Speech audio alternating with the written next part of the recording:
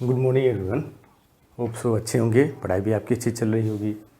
आज जो हम नेक्स्ट आपका टॉपिक देखेंगे इस आप वीडियो में वो आपका है नेक्स्ट जो एंटीबायोटिक है, क्लास ऑफ एंटीबायोटिक एमिनोग्लाइकोसाइड्स। दो वर्ड का बना है, एक एमिनो, दूसरा ग्लाइकोसाइड्स।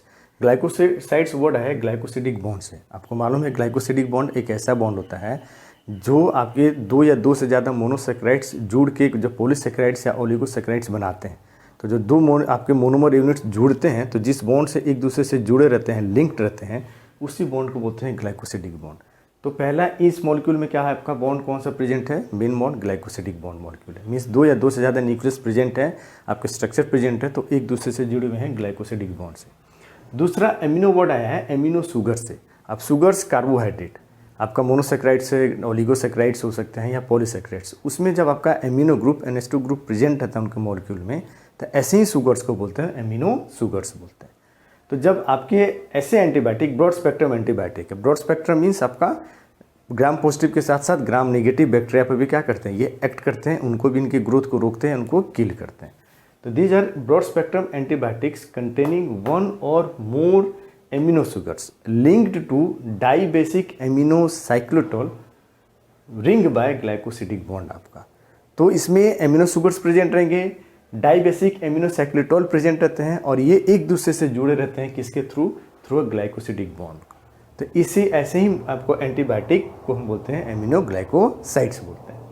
केमिस्ट्री का देखिए, केमिस्ट्री में क्या है, बेसिक जो मॉलिक्यूल प्रेजेंट है जिसकी फार्माकोलॉजिकल एक्टिविटी है वो है आपका 1,3-डाई एमिनो आपका इनोसिटोल। इनोसिटोल एक्चुअल में क्या होता है, 6 मेंबर्ड रिंग, आपका 6 मेंबर्ड कार्बन रहेंगे और उसमें 4 कार्बन के साथ OH ग्रुप प्रेजेंट रहता है और 2 कार्बन के साथ आपके इनोसिटोल में 6 कार्बन के साथ OH प्रेजेंट रहता है। उन 6 में से 2 OH को रिप्लेस करते हैं जब एमिनो से, तो वहीं होती है 1,3-डाई एमिनो इनोसिटोल। उसी का दूसरा नाम बोलते हैं हम स्ट्रेप्टामाइन। तो ये है बेसिक न्यूक्लियस। 1 2 3 4 5 6 कार्बन आपके प्रेजेंट है। इसमें पहले नंबर कार्बन और तीसरे नंबर कार्बन पर क्या प्रेजेंट है, आपके एमिनो ग्रुप प्रेजेंट है। और जो बाकी मॉलिक्यूल किससे ड्राइव हुआ है एक्चुअल में, इनोसिटोल से। क्योंकि NH2 हटा दो, ये दोनों NH2 को हटा के पोजीशन नंबर 1 और 3 पर यहाँ पर OH जोड़ दो तो ये मॉलिक्यूल बन जाता है इनोसिटोल। तो वहीं 2 OH को हटा के NH2 जोड़ दिया गया तो उसको बोला जाता है स्ट्रेप्टामाइन या 1,3-डाई एमिनो इनोसिटोल। तो ये बेसिक न्यूक्लियस है, बेसिक आपका पोर्शन है जो इस ग्लाइकोसाइड्स में प्रेजेंट है and that is responsible for the activity. ये पहली चीज़। उसके अलावा और इसमें क्या क्या रह सकते हैं, डीऑक्सीस्ट्रेप्टामाइन, 2-डीऑक्सीस्ट्रेप्टामाइन और स्पेक्टिनामाइन, ये सब भी आपके मॉलिक्यूल आपकी इस रिंग इस कंपाउंड में प्रेजेंट रहते हैं। 2-डीऑक्सी मतलब इस आपका स्ट्रेप्टामाइन में जो सेकंड पोजीशन पर OH है वो वहाँ से हट जाता है। डी मतलब रिमूव, ऑक्सी मतलब ऑक्सीजन। स्पेक्टिनामाइन में क्या है, जो पहले पोजीशन पर और तीसरे पोजीशन पर आपका NH2 ग्रुप है उसमें से एक H रिप्लेस हो गया और CH3 ग्रुप आपका यहाँ पर क्या आ गया कि जुड़ गया, बाकी सब कुछ स्ट्रक्चर सेम रहता है।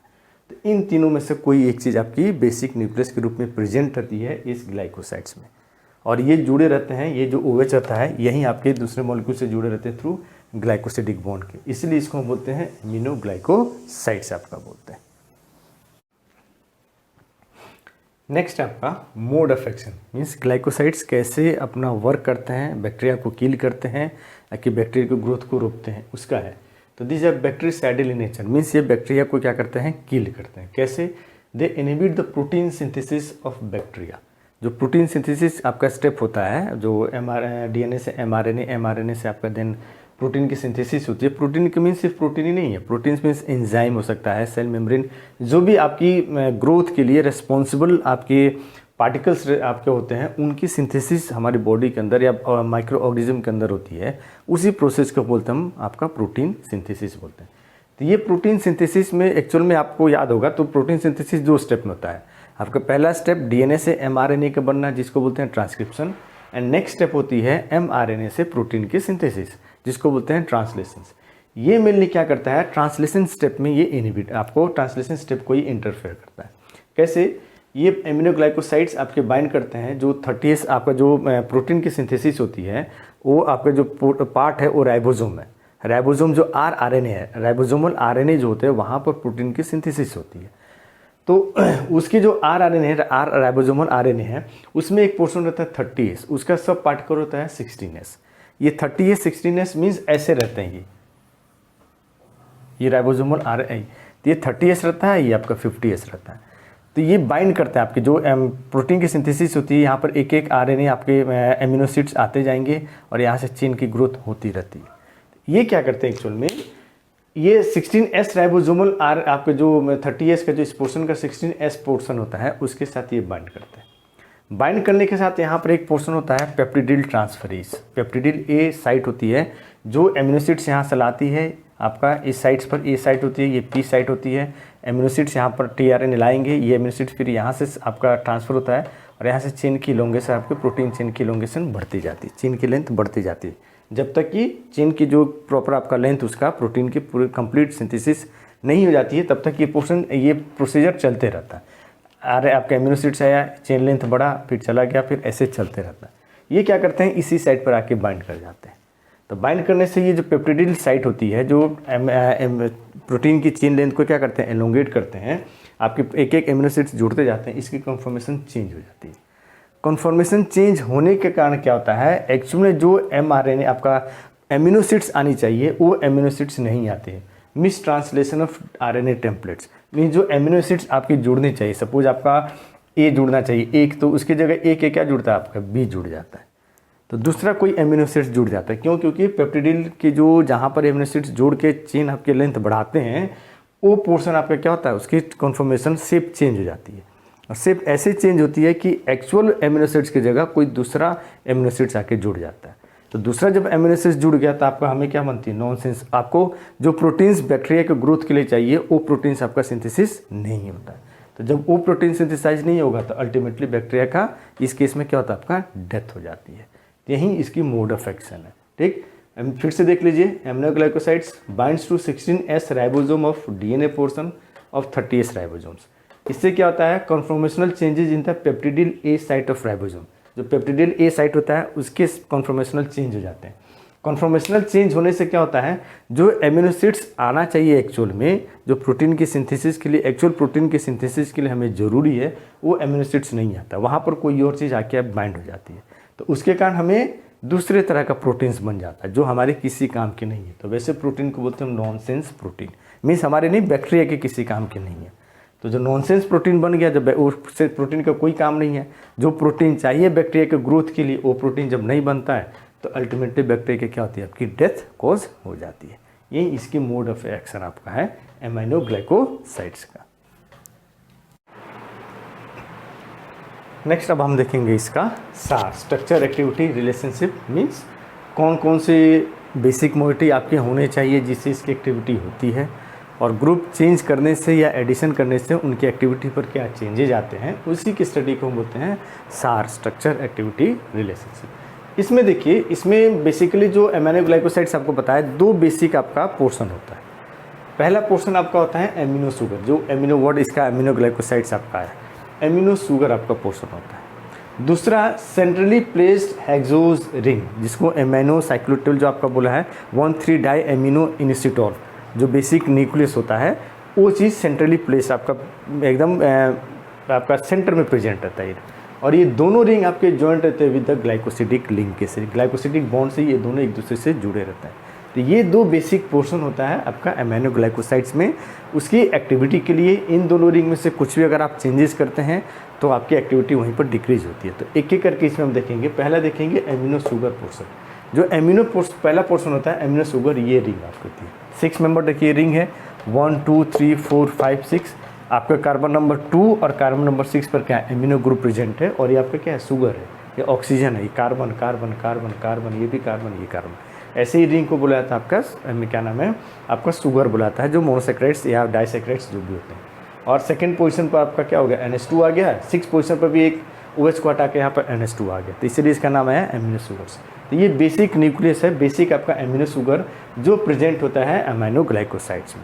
अब इसमें हम चेंजेस क्या क्या कर सकते हैं, तो ये दो सेकंड पोजीशन पर NH2 है, 6 पोजीशन पर NH2 है, ये नेसेसरी है फॉर द बायोलॉजिकल एक्टिविटी। आप इसको रिमूव नहीं कर सकते। अगर आप रिमूव कर देते हैं तो उसकी एक्टिविटी वहीं पर टोटली क्या होती है, डिक्रीज हो जाती है।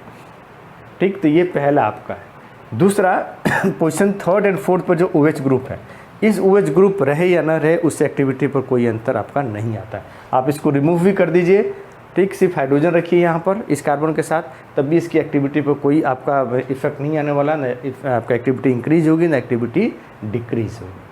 थर्ड चीज़ जो NH2 है यहाँ पर, सिंस आप ये NH2 यही रेस्पॉन्सिबल है आपका बैक्टीरिया की जो इस एमिनोग्लाइकोसाइड्स की जो एक्टिविटी है, एक्शन है, उसके लिए रेस्पॉन्सिबल है।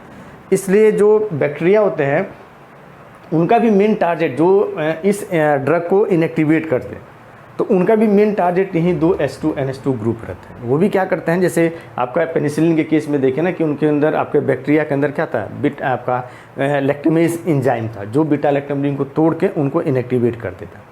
उसी तरह इनके इस बैक्टीरियाज के अंदर भी जिनके ऊपर ये काम करते हैं वो रेजिस्टेंस डेवलप कर लें, और जो एंजाइम जिसके थ्रू आपका ये ड्रग को इनएक्टिवेट करते हैं वो एंजाइम इस NH2 ग्रुप को क्या करते हैं, तोड़ देते हैं या रिमूव कर देते हैं। तो इससे हम क्या आपका इसको बचाने के लिए हम क्या कर सकते हैं, C6 जो खास कर 6 आपका कार्बन पर 6 पोजीशन कार्बन पर जो NH2 ग्रुप है इसका मिथाइलेशन कर दें। मीन्स एक H को हटा के यहाँ पर CH3 ग्रुप अगर हम जोड़ देते हैं तो इसके जो एंजाइम रेजिस्टेंस है, मतलब जो एंजाइम इसको आपका इनएक्टिवेट कर देता है उसके खिलाफ ये काम करना स्टार्ट कर देता है, क्योंकि एंजाइम फिर इस NH2 ग्रुप को रिमूव नहीं कर पाता, वो रेजिस्टेंस हो जाता है। तो ये इसका आपका है क्या नाम है, सार है इस आपका क्या नाम है एमिनो शुगर जो प्रेजेंट है इस एमिनोग्लाइकोसाइड्स में उसका। देन देखेंगे सेंट्रली प्लेस्ड जो हेक्सोज रिंग होता है, क्या है रिंग, और उसके बारे में देखेंगे। नेक्स्ट पोर्शन जो आपका इस एमिनोग्लाइकोसाइड्स में प्रेजेंट होता है वो है सेंट्रली प्लेस्ड हेक्सोज आपका जो रिंग होता है ये आपका प्रेजेंट है। अब इसमें देखिए क्या होता है, जो सेंट्रली इसके बारे में देखेंगे, सेंट्रली प्लेस्ड हेक्सो रिंग ये आपका एमिनोसाइक्लोटिल रिंग इसको बोलते हैं, एमाइनोसाइक्लिटोल रिंग इसको हम बोलते हैं।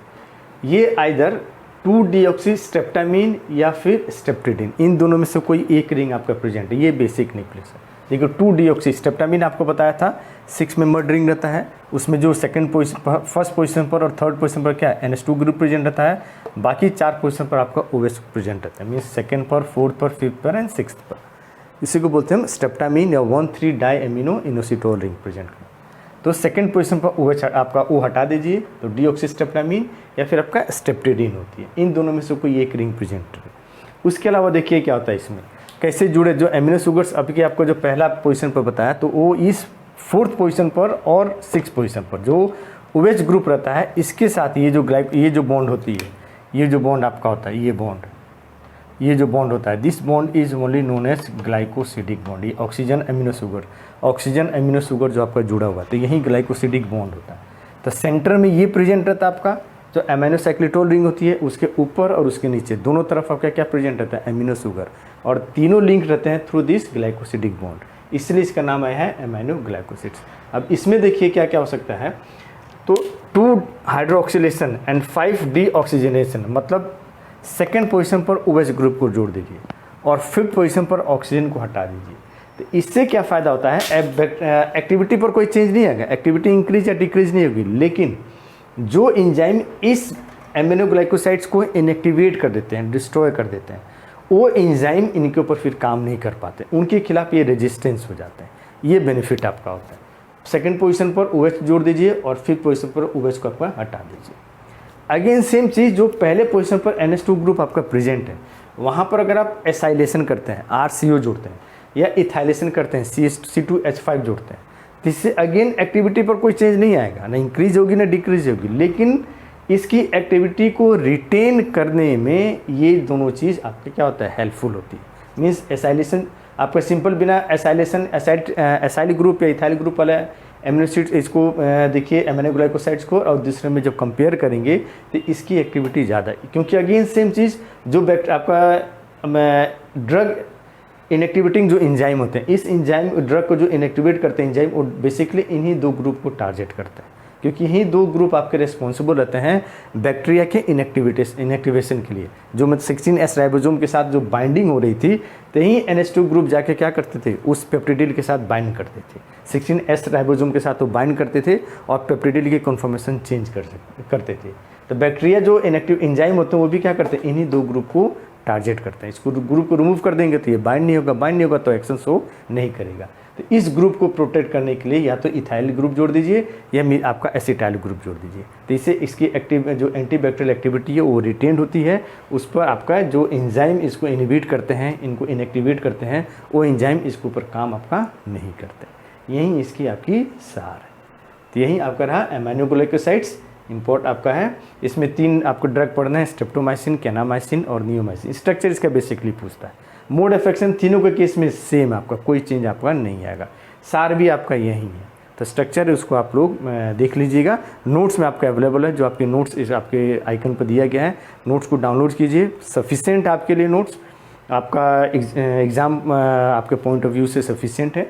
बाकी अगर कुछ भी डाउट होता है तो आप कमेंट कीजिए, पहले भी बोला हूँ फिर से बोला आपको, कुछ भी डाउट हो आपका आप कमेंट कीजिए, आप लिखिए, हम आपको उसको तुरंत वीडियो बना के एक्सप्लेन करके आपको उस डाउट को हम क्लियर करेंगे। ठीक, नेक्स्ट टाइम में नेक्स्ट वीडियो में मिलते हैं हम दूसरे एक एंटीबायोटिक से, आपको उसके साथ देखें। Thank you.